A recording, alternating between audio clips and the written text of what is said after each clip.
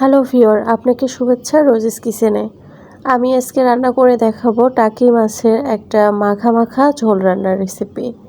টাকি মাছের এই মাখা মাখা ঝোলটা দেখাবো। এটা খুব সহজে কম উপকরণ দিয়ে বানিয়ে নেওয়া যায়, আর ঝটপট অনেক অল্প সময়ের মধ্যে রান্না করে নেওয়া যায়। তো চলে যাচ্ছি মূল ভিডিওতে। তো এখানে এই যে প্রথমে আমি এখানে নিয়েছি 4 পিস মাছ, বেশি মাছ নিইনি। এই মাছগুলো এখন আমি ভুনা করে নিব। আর মাছগুলো এই যে সুন্দর মতো কেটে বেছে ধুয়ে নিয়েছি। রান্নার জন্য এই যে এখানে নিয়েছি পেঁয়াজ কুচি। চুলায় কড়াই বসিয়ে দিয়েছি, দিচ্ছি তেল, কাঁচামরিচ ফালি। এখন সেই পেঁয়াজ কুচিগুলো, এখন পেঁয়াজটা হালকা নেড়ে চেড়ে ভেজে নিব। পেঁয়াজটা বেশি ফ্রাই করব না, কারণ হচ্ছে এই মাছটা অনেকটা ভুনা টাইপের হবে, জাস্ট একটু পরিমাণে ঝোল থাকবে। তো পেঁয়াজটা বেশি ফ্রাই করে নিলে তেমন একটা খেতে ভালো লাগবে না।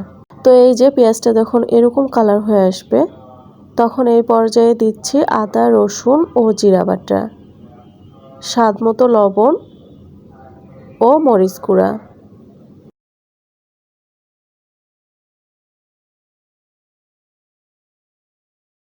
এখন একটু পানি দিয়ে জাস্ট এই মশলাগুলো কষিয়ে নিব।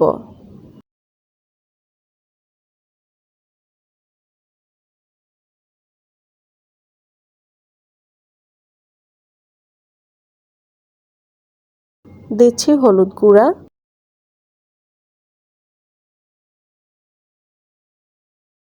একটা তেজপাতা।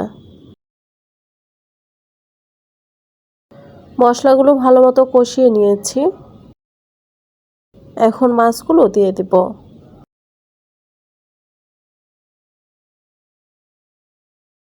তো মাছগুলো দিয়ে আমি কিছুক্ষণ মশলাগুলোর সাথে কষিয়ে নিব।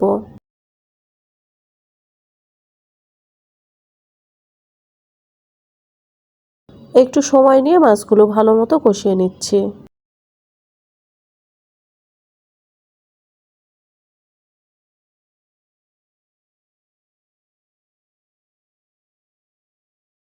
তো কষানো শেষে আমি ঝোলের জন্য দিয়ে দিচ্ছি অল্প পরিমাণে পানি।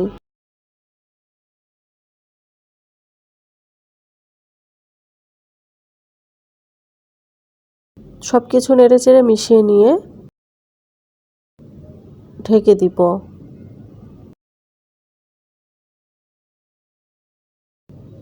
তো ঢাকনা তুলে আমি এখানে দিচ্ছি আমের ফালি। আপনি পছন্দ না করলে আমটা স্কিপ করবেন।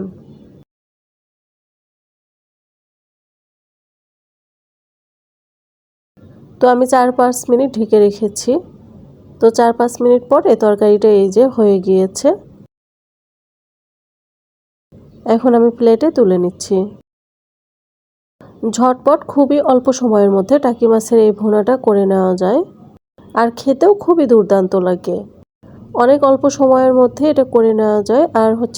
আর হচ্ছে পেঁয়াজ কুচিটা একটু বেশি পরিমাণে দিতে হয়, তাহলে তরকারিটা একটু বেশি স্বাদ লাগে খেতে। তো আশা করছি আজকের সিম্পল টাকি মাছের ভুনা রেসিপিটা ভালো লেগেছে। আল্লাহ হাফেজ।